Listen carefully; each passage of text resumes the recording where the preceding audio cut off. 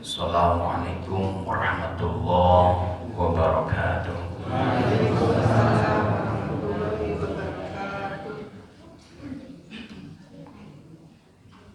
Alhamdulillah alladzi ahyana binuril Islam ba'da amatana min zulumatil kufri wassalam wa khalaqal insana ma lam ya'lam. Asyhadu an la ilaha illallah dzul jalali wal ikram wa asyhadu anna Muhammadan abduhu wa rasuluh al-mab'utsu ila jami'il anam. Allahumma shalli wa sallim wa barik ala sayyidina Muhammad wa ala alihi wa ashabihi wa man tabi'ahu ila yaumil ma'ad. Amma ba'd. Faqala ta'ala a'udzu billahi minasyaitonir rajim. Man 'amila shalihan min dzakari wa untha falanuhyiyannahu hayatan thayyibah wa lanajziyannahum ajrahum bi ahsani ma kanu ya'malun. Shadaqallahu azim. Ya kami hormati dan kami banggakan para sesepuh, wabil khusus Pak Kiai yang telah membuka kajian ini dengan baik sekali. Yang kami hormati para pengurus DKM Masjid Al-Mubarak, kiraannya Al-Mubarakah, benar. Al-Mubarakah, mana betul ibu-ibu mah Al-Mubarakah, bapak-bapak Mubarak. Masjid Al-Mubarakah, Masjid Majelis Ta'lim. Semoga sesuai dengan namanya kita semua yang hadir diberkahi oleh Allah Subhanahu wa taala. Amin.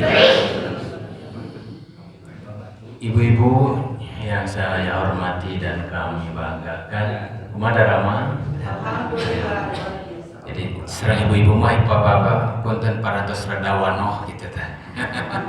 Terus saya obat pertemuan Bang Intan sareng ibu-ibu. Alhamdulillah kita bisa bersilaturahim kembali dalam keadaan sehat walafiat. Walaupun nampak sebagian sehat walafiat.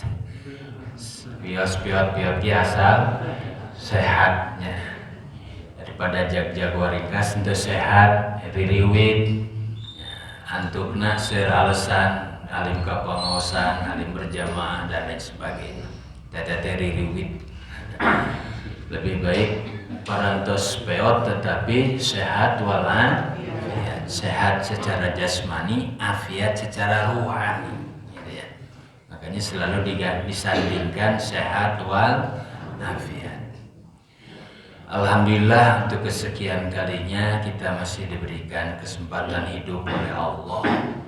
Betul tadi disampaikan bahwa kehadiran kita ini bukan dasar kekuatan kita, ya. Tadi mungkin 1 atau setengah 2 jam yang lalu kita dalam keadaan terlelap, tidak ada yang sanggup untuk berbuat apapun. Hatta menahan dari gigitan nyamuk pun kita tidak bisa. Bahkan sampai menahan untuk tidak keluar angin pun tidak bisa. Dalam keadaan kita sedang tidur lelap. Maka dari itu setelah kita bangun kita membaca apa? Alhamdulillahilladzi ahyana ba'dama amatana wa ilaihi nusyur. Tadi di aos ente. Ya, osok di aos. Osok tara. Mergi osok aya 2, aya osok, aya osok tara. Tak deemutan deui nya. Geningan yang membangunkan kita itu adalah Allah Subhanahu wa taala. Betul sekali bahwa kehadiran kita bukan kebetulan, ya. tetapi memang sudah kudrah dan irodahnya Allah.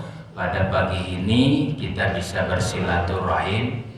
Sebelumnya kita melaksanakan sholat subuh berjamaah. Ibu dan bapak yang saya hormati dan Allah muliakan, alhamdulillah wa syukru ala ni'amillah, kita bisa bersua kembali atas izin dari Allah Subhanahu wa taala. Maka dari itu sebelum beranjak jauh, ada satu sunnah Nabi yang mungkin untuk sebagian orang sering mengabaikan, sering diabaikan, yaitu doa pagi hari. Ada yang tahu doa pagi harinya apa? Namanya yang disebut doa maksurat ya. Nah, salah satunya saja apa ya? Supaya langsung ngantuk manteng sok langsung ngobrol. Karena pemimpin pangaosan apa nyawatna dua apa? Karena soca sepet, karena batuangan lapar. Mari kadang-kadang ditambihan karena imit atel gitu. Ngadak-ngadak.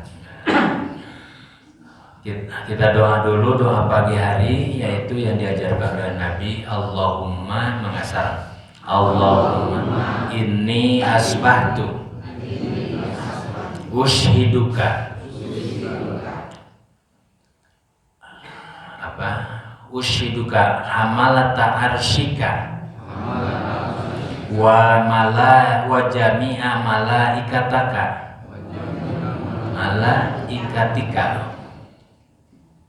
annaka antallah la ilaha illa anta wahdaka la syarika laka wa anna muhammadan abduka wa rasuluka. Nah, ini doa pagi hari asbahtu, nanti doa sore hari diganti dengan amsaytu. Nah, kenapa ini harus kita baca? Ini terkait nanti dengan judul yang saya berikan, yaitu apa Bu?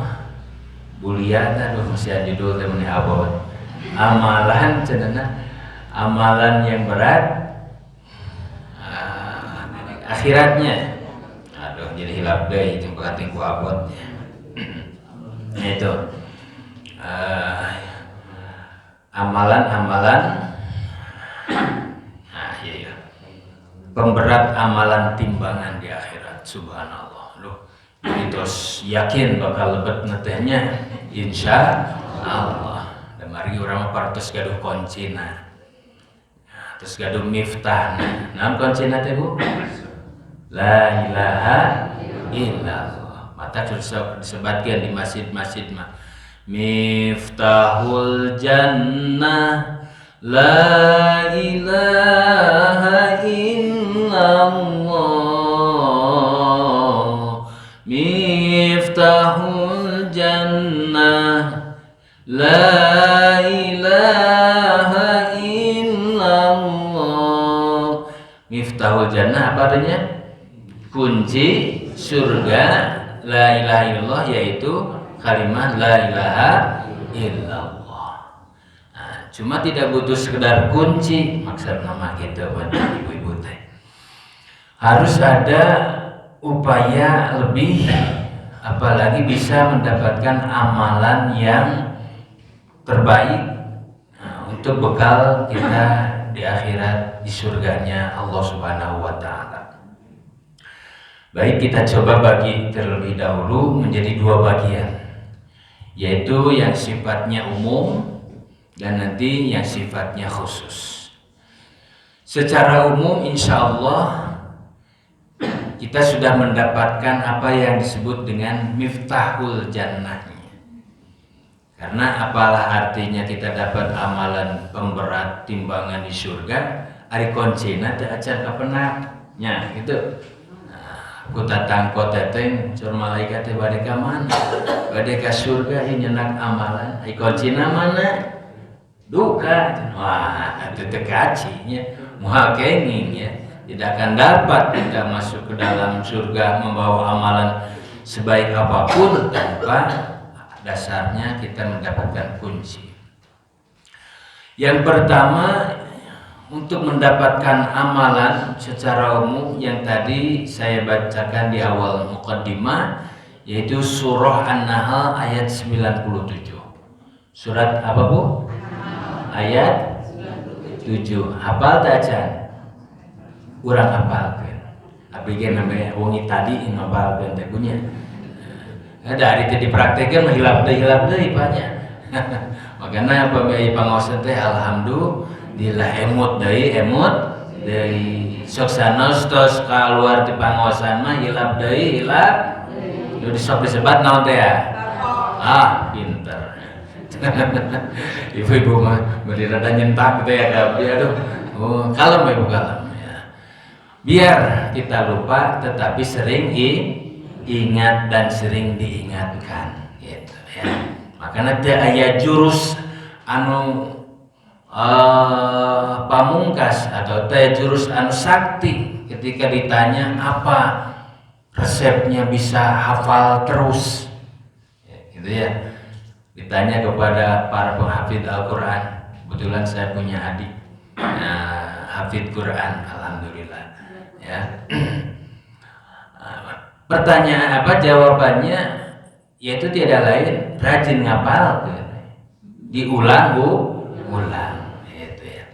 Makanya ada pengajian, saya ingat lagi kajian yang harus sesuai dengan tema ini yang ingin disampaikan.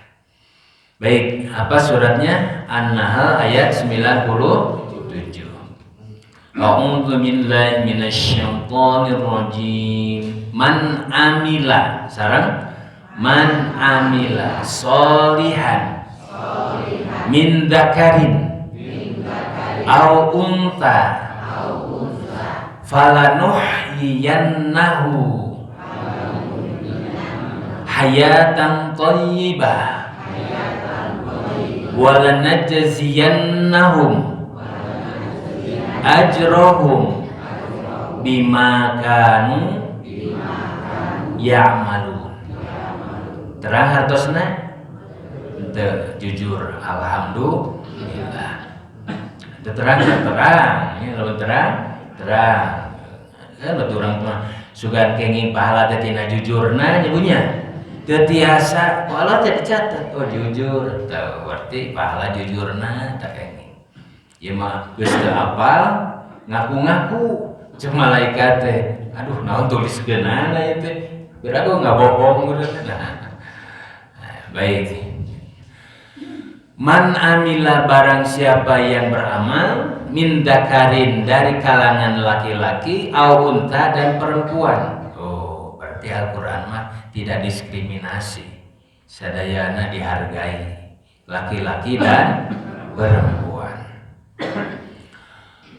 Barang siapa yang beramal soleh dari kalangan laki-laki maupun perempuan, falanuhyiyannahu hayatan thayyibah, maka akan aku berikan kehidupan dengan kehidupan yang sangat baik. Jadi ciri utama orang yang mendapatkan kehidupan yang baik di dunia, terlebih lagi nanti di akhirat. Kuncinya apa? Amal soleh. Ya. Kemudian walanajziyannahum, dan kami akan balas mereka laki-laki dan perempuan yang beramal soleh ajrohum dengan pahala mereka bi ahsanima, dengan pahala yang lebih baik, bimakanu ya'mal, disebabkan mereka telah beramal di dunia ini. Ibu-ibu dan bapak-bapak yang saya hormati, berdasarkan ayat ini jelaslah bahwa kunci utama untuk mendapatkan kebahagiaan adalah dengan amal soleh, bukan dengan jalur nasab. Dan ramenya nasab juga penting ya, tetapi jauh lebih penting amal soleh ya. Buat apa kita mengagung-agungkan nasab tetapi tidak ada amal solehnya? Ya percuma. Karena Nabi ketika akan wafat pun bukan menyeru keturunannya, tetapi yang diseru apa? Umat, ummati, ummati. Artinya apa? Bagi Nabi sendiri tidak membedakan baik nasab ataupun tidak. Yang terpenting bahkan sesuai dengan firman Allah adalah amal soleh.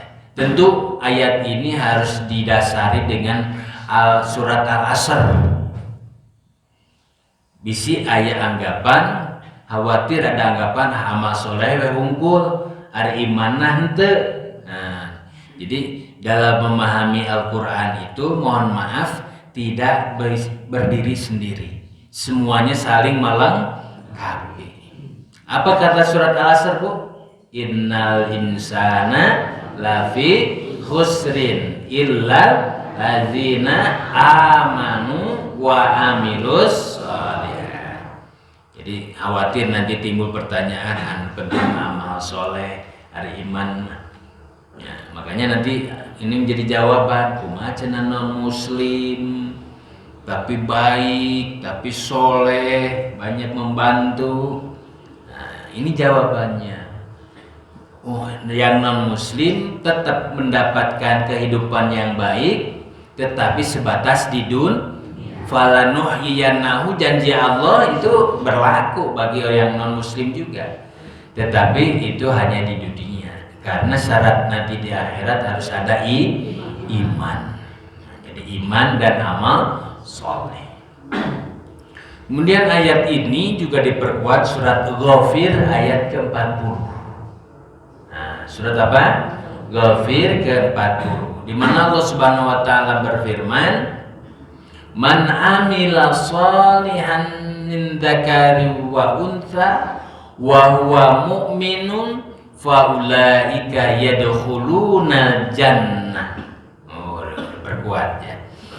Barang siapa yang beramal soleh baik laki-laki maupun perempuan, maka wa huwa mu'minun, dan dia sedang beriman. Oh, ini ada kata mu'minunnya lagi. Jadi selain surat Al-Asr juga surat Al-Ghafir sudah memberikan penjelasan. Wa huwa mu'minun fa ulaika yadkhuluna jannah.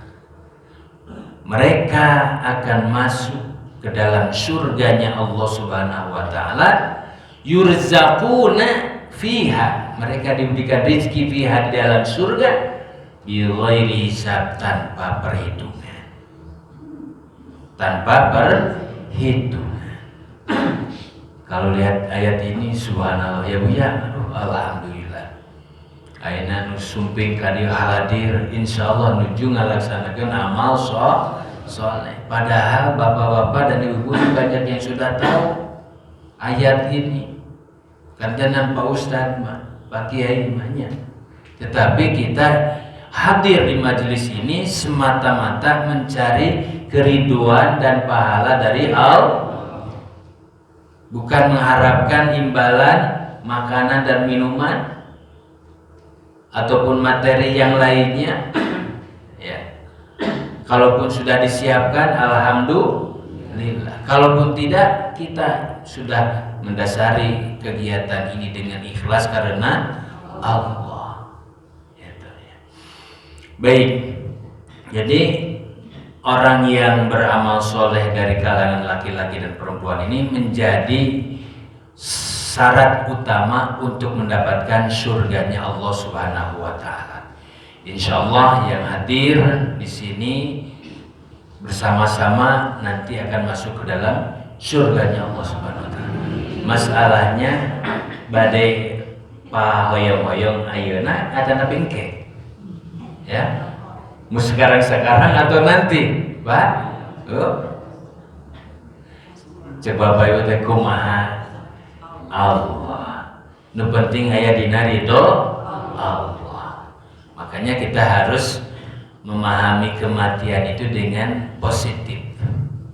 Sok aya gedingan lamun aya nu pupus aduh karunya teuing nya.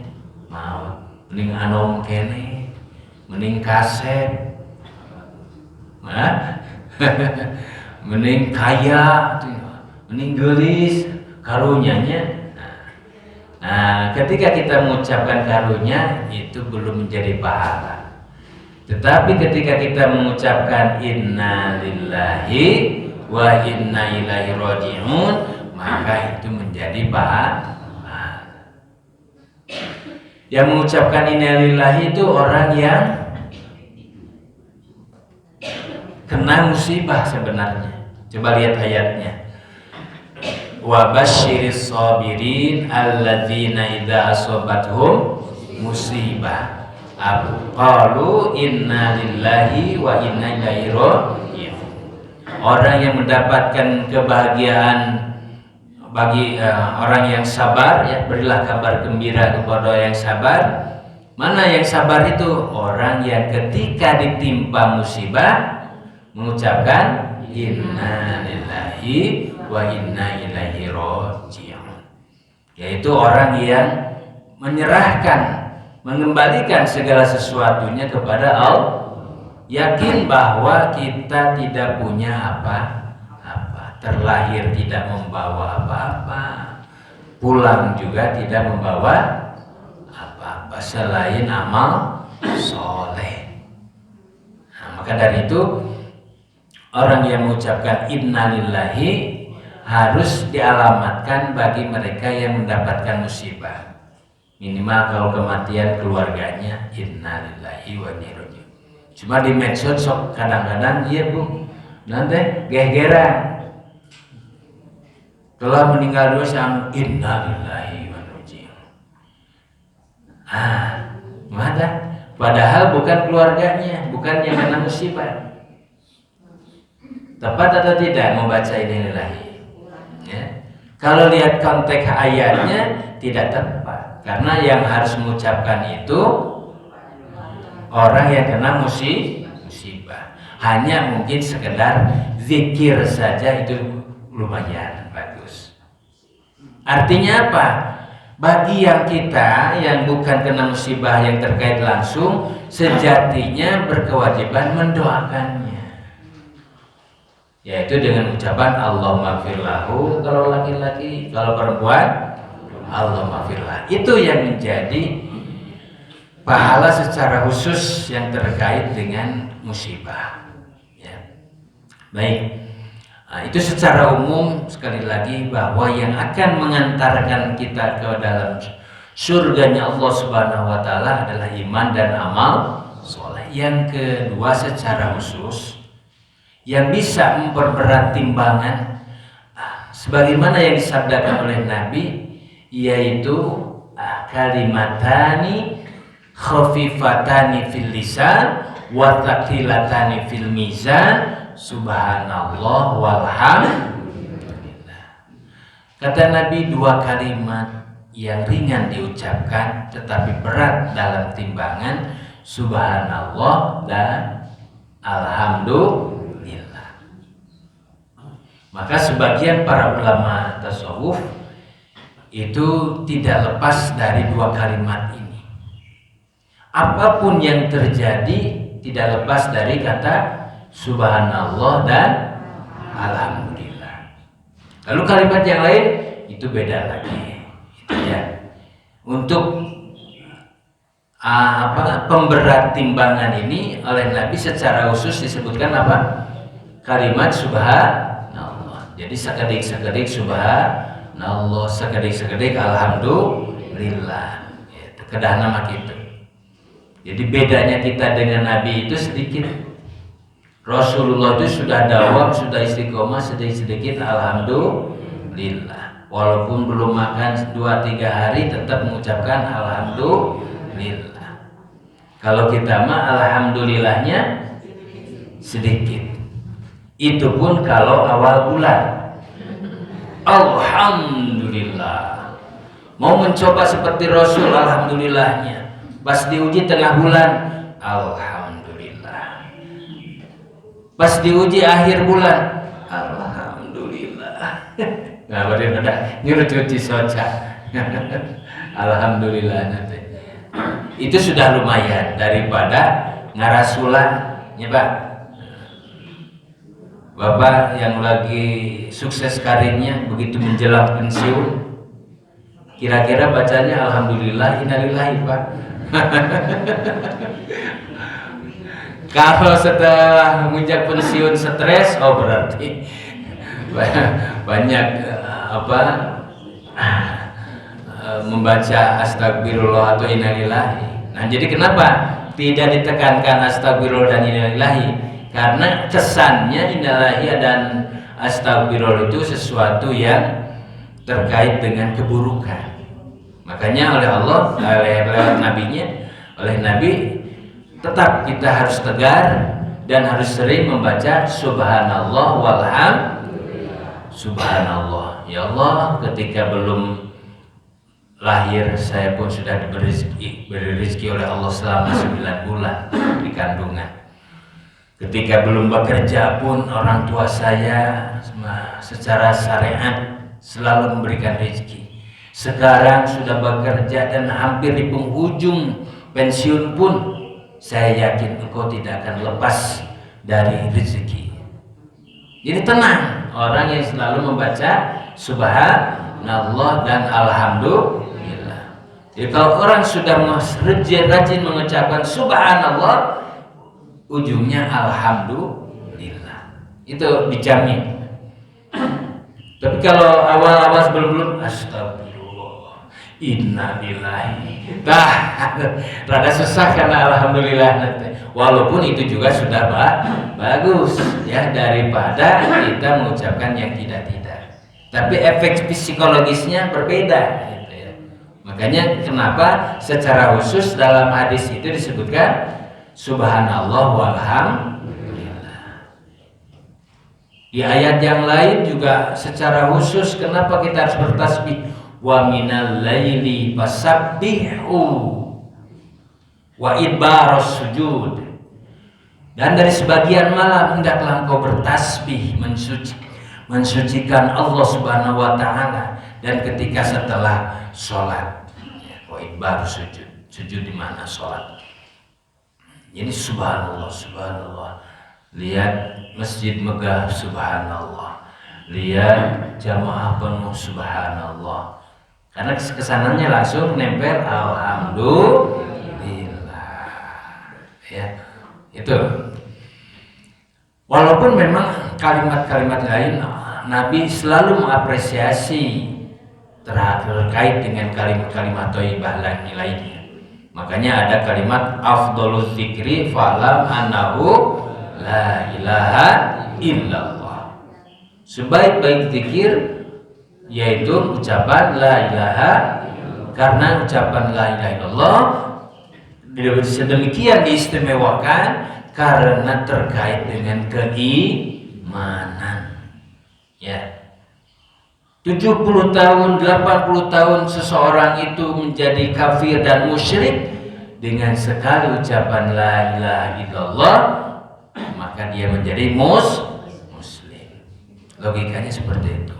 Saking hebatnya kalimat la ilaha illallah. Maka agak sulit difahami ketika ada orang membaca kalimat yang sama hanya gara-gara di depan kubur, hanya gara-gara sambil memegang patok menjadi kafir. Jadi kalimat la ilaha ini sejatinya kalimat untuk mengkafirkan atau untuk mengislamkan. Nah, ini untuk menjawab perbedaan yang ada. Jadi kita setelah mengucapkan kalimat la ilaha illallah, yakinlah bahwa kita sudah mendapatkan kunci surganya. Maka disebut la ilaha kalimat la ilaha illallah ini miftahul jannah. Dan jangan merasa Nabi mah atos kalimat la ilaha illallah teh terus kedah diulang-ulang. Jangan seperti itu. Karena ada hadis Nabi yang lainnya apa? Lakinu mautakum bila ilaha illallah. Sampai penghujung nafas kita terakhir pun Pak, Nabi menyuruh kita untuk membimbing. Kalau bisa sendiri, tapi kalau tidak bisa dibimbing oleh orang lain. Tapi juga jangan mengharap-harap pangbimbingkeun. Bisi teu aya anu ngabimbing gitu ya. Kewe cenah pangbimbingkeun ku Pak Ustad, Aya nama badai ngedul baheula la ilaha illallah mau dikir. Nah, ini juga salah. Karena sebelum kita wafat ada fase yang namanya sakaratul. Apa artinya sakaratul maut? Mabuk kematian. Ari nu mabok Pak kumaha Pak? Duh bingung nyaros ka sepuh mah cek bapak teh abi mah tara mabok gitu. Nah, mata penting ya nu hijrah teh. Aya nu kantos mabok itu. Tetapi gejala secara umum gimana? Orang yang mabuk itu orang yang selalu mengucapkan ucapan yang sering diucapkan. Itu poinnya. Maka orang yang sakaratul maut itu tergantung dari cara dan ucapan apa yang sering diucapkan. Makanya kalau orang sering membaca Al-Quran, maka sakaratul mautnya itu biasanya baik kondisinya sedang membaca Al-Quran, seperti Qori yang ada di Jawa Timur ya, waktu itu di YouTube ada itu. Ataupun sedang membaca Al-Quran, ataupun tidak sedang membaca Al-Quran, pas dibimbing ringan, la ilaha illallah, la ilaha illallah. Sebab apa? Siapa yang akhir kalamnya mengucapkan la ilaha illallah, dakhalal jannah. Itu Pak. Kita khawatir justru sebaliknya, karena kita jarang mengucapkan, di ujungnya justru bertolak belakang dengan kalimat la ilaha illallah itu sendiri. Seperti kisahnya siapa? Bal'am itu ya dulu, seorang ulama, tetapi akhir hayatnya dia su'ul khatimah.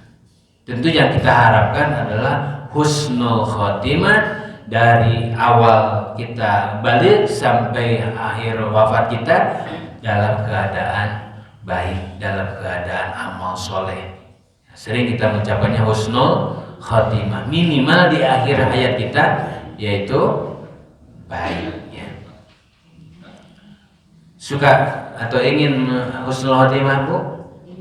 Sok ngadoa antara alhamdulillah. Bapak-bapak mah teu ngawalar teh tawadhu. Nya, sanes teu tara ngadoa, tawadhu. Itu ya. Doa nanti naon Bu? Allahumma inna nas'aluka husnal khatimah wa na'udzubika min su'il khatimah. Sekarang Bapak, Allahumma inna nas'aluka husnal khatimah wa na'udzubika min su'il khatimah. Pak Ustaz kumaha cenah lamun ini mangga tersawios. Mengupami inna mah niatan untuk istri, kalau istri untuk suami, orang tua untuk anak-anaknya beserta anak-anaknya. Kalau dibaca anak-anak untuk orang atau beserta orang tuanya. Yang punya saudara beserta saudara, makanya lebih baik diucapkan inna. Itu ya. Kumaha? Allahumma atini akti. Oh, khotama ya. Allahumma akhtim. Khotama teh mengakhiri. Sami wae. Meminta husnul khatimah atau mengakhiri dengan husnul khatimah. Cenah lieur Pak Ustaz ku bahasa urang ya, dengan bahasa sendiri. Kita minta husnul khatimah. Pasti dijamin dijabah oleh Allah Subhanahu wa taala kalau kita berdoa dengan bahasa apapun. Itu pertama apa? Untuk memberatkan timbangan itu yaitu dengan ucapan subhanallah walhamdulillah. Ya, bahkan di sujud dan ruku kita pun bacanya apa? Tasbih. Subhana rabbiyal azimi wa bihamdi. Kare azim kene. Aya kene nu azim. Lepat tadi. Eta teh kacanakeun ku a'la. Subhana rabbiyal a'la eta mah leres. Pami subhana rabbiyal azim mah lapan. Kadana naon? Subhana rabbiyal azim. Tomenge azim tapi azim. Kumaha cenah abdi tos sekian puluh tahun lepas wios da Allah mah maha uninya. Ayeuna urang lareskeun kitu nya. Baca gegeran gitu nya. A'la jadi a'dim gitu. Dina bahasa di ucapan doa. Terus naon dina doa iftitah kade patut pagentos wa ana minal muslimin musyrikin. Rada bingung nyebutnya. Jadi wa ana minal muslimin wa ma ana minal musyrikin. Nah, karena kada terang sareng hartosna teh gitu. Ayo we saumur-umur wa ana minal musyrikin keur salat teh. Waduh, mau jadi Islam nanti ada musyrik. Padahal maksudna mah naon? Wa ana minal muslimin. Nah, kemudian masih berkutat yang memperberat timbangan. Kalau tadi saya secara khusus subhanallah dan alhamdulillah. Yang keduanya membaca istighfar. Nah, selama ini kita membaca istighfar hanya terkait dengan penghapusan dosa. Gitu ya. Makanya di surah An-Nasr Allah secara khusus menggabungkan setelah subhanallah walhamdulillah dengan apa ayatnya? 1, 2, 3. Bukan An-Nasr. Aduh, biar lamun aya ngawalar pasti hanya 50 ya. Ente teh ngawalar teh cios. Fasabbih bihamdi rabbika. Oh, kan aya. Jadi setelah tasbih wa bihamdika tahmid wastaghfir dan istighfar. Ini yang memberatkan amal soleh juga, Pak, ya. Ada 5 hikmah dalam kita membaca istighfar. Ada yang tahu Nabi sehari semalamnya berapa baca istighfar? 100. Dalam satu riwayat ada 70. Jadi minimal 70, maksimal 100 yang dicontohkan. Artinya kalau ibu bapak lebih dari itu juga lebih baik. Kenapa Nabi mencontohkan sampai 100? Kan Nabi tidak pernah berbuat dosa. Nah, makanya istighfar itu apa saja hikmahnya? Pertama, jelas yang sudah populer untuk menghapus dosa. Ninggal nu herang-herang astagfirullah. Ninggal nu kiruh-kiruh innalillahi wa inna ilaihi raji'un. Ninggal nu raos alhamdulillah. Ninggal bumi sae alhamdulillah. Ninggal acuk sae alhamdulillah. Tuh gitunya. Ada sesuatu yang di luar prediksi kita, subhanallah, gitu ya. Dan seterusnya. Kemudian apa tadi, istighfar ya, untuk mengampuni dosa. Yang kedua, untuk mendoakan supaya orang lain diampuni dosa. Jadi bukan untuk kita, tetapi untuk orang lain. Coba hilap di seratna. Allah berfirman, walau annahum izzalamu anfusahum, ya, ja'uka wastaghfara lahumur rasul lawajadullaha tawwabar rahim. Supados terangnya ya orang tinggal lelah. Jadi kelemahan Nabi itu sok hilapan, Bu. Aduh, Masya Allah. Digana bapak-bapak mah sur bapak Pak, ini sesuai 1000 sabi ya. Nah tadi teh walau izzalamu anfusahum dzakarullaha lawajadullah. Nah, orang bilari dina lawajadullaha tawwabar rahim. Nah ini supaya paham ya, karena orang yang nggak paham jadi rame ketika ada perbedaan. Ada terus paham, wios pada tidak diamalkan. Oke. An-Nisa 64. An-Nisa 64. Silakan cari. Ini fungsi dari kita membaca istighfar bukan hanya untuk diri kita sendiri, tetapi juga untuk orang lain. Nanti untuk orang tua kita, untuk suami kita, untuk istri kita, untuk anak-anak kita. Nah, ini salah satu penguatnya. Walau annahum izzalamu anfusahum jauka fastaghfirullaha wastaghfarallahum rasul lawajadullaha tawwabar rahim. Dan jika mereka berbuat kezaliman terhadap diri mereka, jauka, dia datang kepada engkau Muhammad. Jadi para sahabatnya kalau melakukan dosa sok sumping ka Kangjeng Rasul gitu Bu. Nah, dipayun Kangjeng Rasul kumaha? Fastaghfirullah.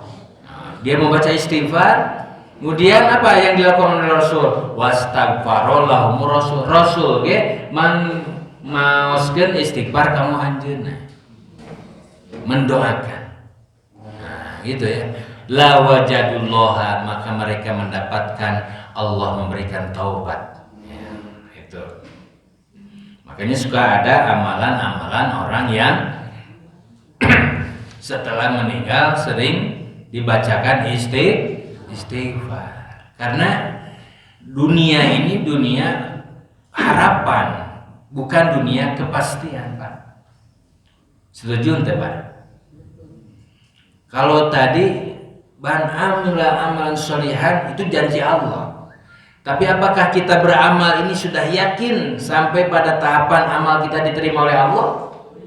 Kan belum. Masih harapan. Beda dengan kita mengirim WA atau SMS. Begitu dikirim, kalau sampai cering, WA Anda terkirim. Gitu. Cik kita bapak nu tahajud natos 70 tahun. Ayah sumping bewara ti malaikat, tahajud Anda diterima. Ayo tuh ya. Haji Anda mabrur. Ayo tuh. Berarti kita belum bisa meyakinkan 100% akan amal kita. Ada janji Allah nama terus jelas, ya. Janji nabinya sudah betul.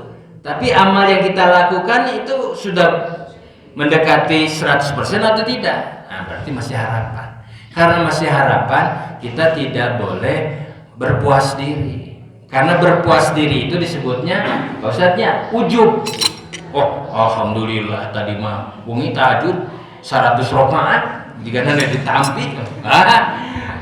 Bujang-bujang dicarioskeun ge walau alam. Ada setan orangnya rohang gak bisa gitu. Malah kadang-kadang terus 8 rakaat di foto heula. Alhamdulillah malam ini tahajud sudah 10 rakaat. Waduh. Terus saya apa? Makanya kenapa Nabi mencontohkan sholat sunat di rumah. Ya. Nabi mencontohkan setiap sholat sunat itu di rumah untuk menghindari ujub, menghindari sombong, riya, ingin dilihat. Gitu ya. Tapi bukan berarti menghalangi bapak. Aduh, jangan di bumi tekabujeng di masjid moal sholat sunat. Ya, bukan itu maksudnya. Saking kita harus menjaga.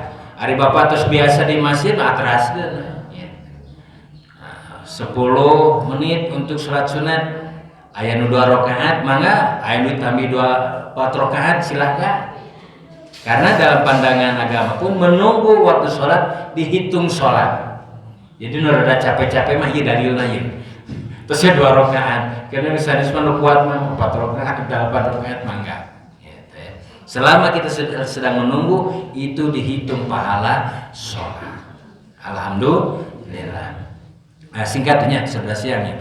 Katilu manfaat istighfar yaitu untuk mengundang rezeki, memudahkan rezeki. Karena bisa jadi bapak ya rezeki kita terhalang, seset, itunya tidak dikabul karena terhalang dengan dosa-dosa kita. Tidak sengaja ibu bapak ketika menawar dagangan tidak memberikan keuntungan yang diharapkan oleh si pembeli.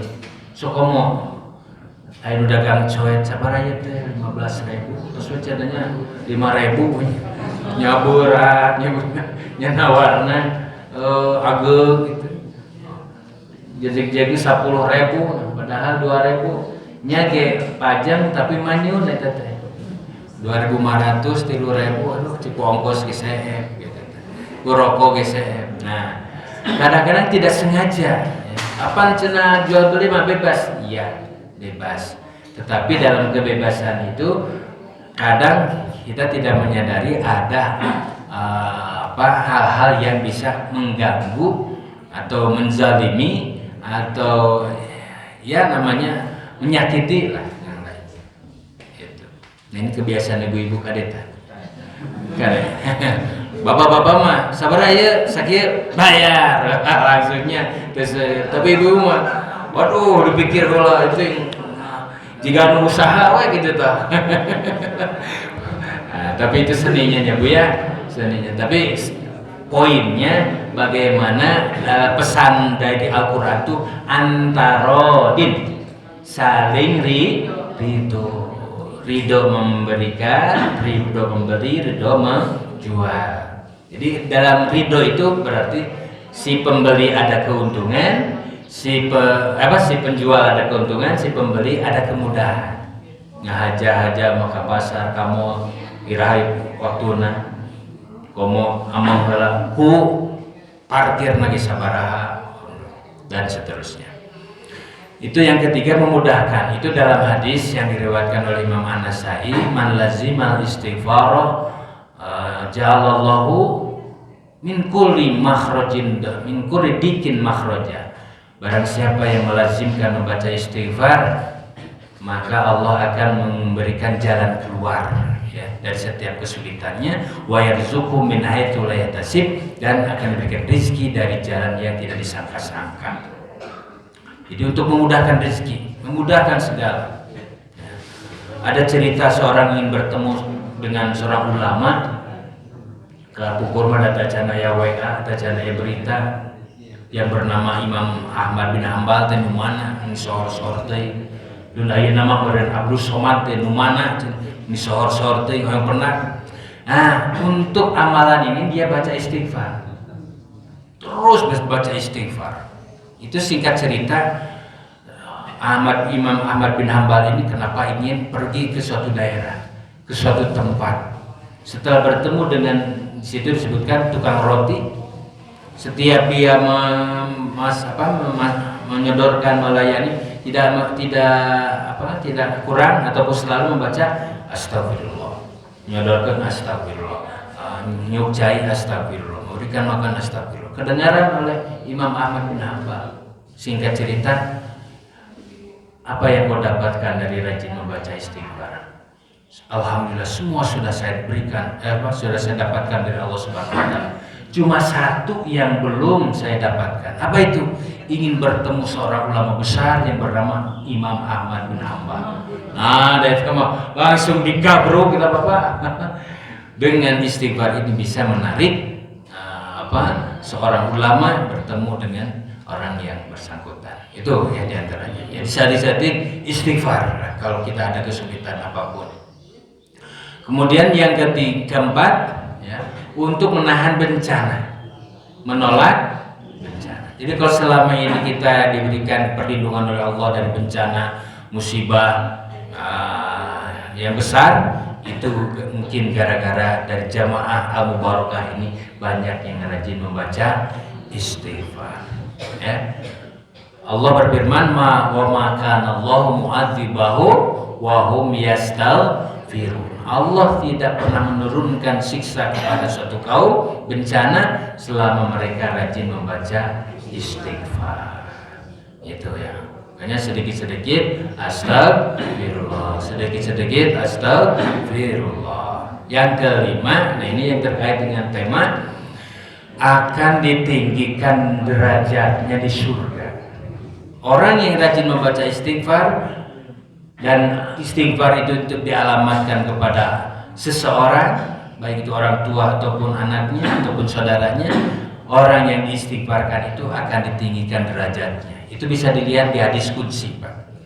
Innahu larajulun turfa'u darajatuhu fil jannah. Sesungguhnya seseorang itu akan ditinggikan derajatnya di surga. Para sahabat bertanya, "An hadza ya Rasulullah, kenapa bisa begitu? Kan sudah wafat, sudah tidak bisa beramal soleh, menambah kebaikan." Kata Nabi, "Bistighfari waladika laka." Disebabkan bacaan istighfar anakmu untukmu, ya, untuk orang tua lah. Dan tidak hanya untuk orang tua, jadi secara umum tankihul manatnya atau esensi dari hadis ini terhadap orang yang didoakan, dibacakan istighfar. Makanya kenapa seorang Ahmad bin Hambal, seorang Imam Ahmad bin Hambal, mundu arba'ina sanatan selama 40 tahun dalam sholatnya mendoakan Imam Syafi'i, membacakan istighfar untuk Imam Syafi'i dan seterusnya sampai yang terakhir. Cakap.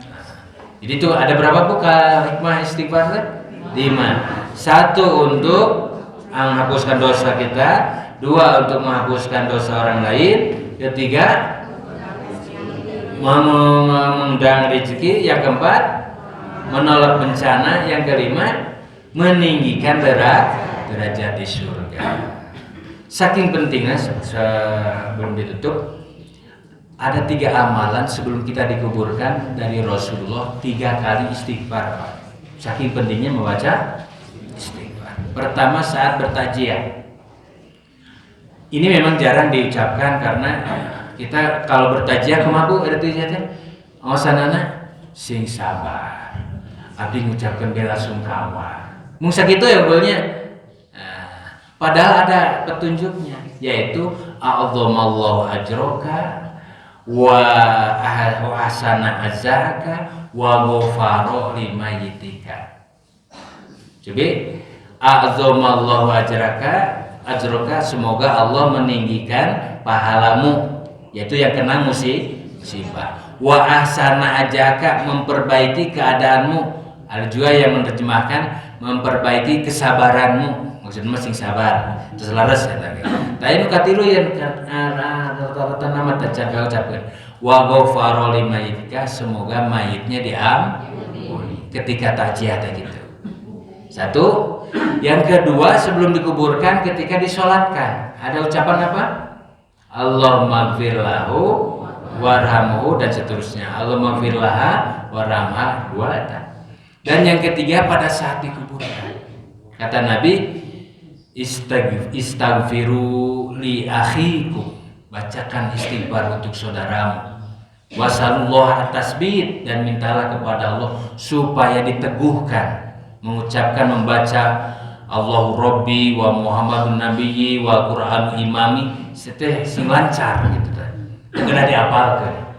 Bisi bingung dan nu bakal ngawalna naon? Amal soleh, Pak. Bisi bapak di ibu pengaosan Allahu Rabbi wa Muhammadun Nabiyyi. Teu apal-apal tengenah insyaallah amal soleh Bapak Ibu sekalian akan menjawabnya. Wal Qur'anu imam. Tuh, jadi imam teh Quran series Pak Ustaz. Sebatkan imam teh, tapi Al-Qur'an. Wa jami'ul muslimina ikhwani. Itu. Jadi ada 3 amalan seseorang sampai mau dikuburkan pun Nabi mengajarkan 3 kali amalan untuk memohon istighfar. Saking pentingnya kita membaca istighfar. Itu saja barangkali, sebenarnya masih banyak ya. Namun diamal ke baik fardu maupun sunnah, itu semua memperberat amal timbangan kita di akhirat kelak. Yang terpenting nyana kuncina heula lah. sing lancar sing mulus mah asal kenging kuncina. Selebihnya itu menjadi tambahan. Mudah-mudahan pengajian yang baik ini ya tidak mengurangi rasa hormat, sakit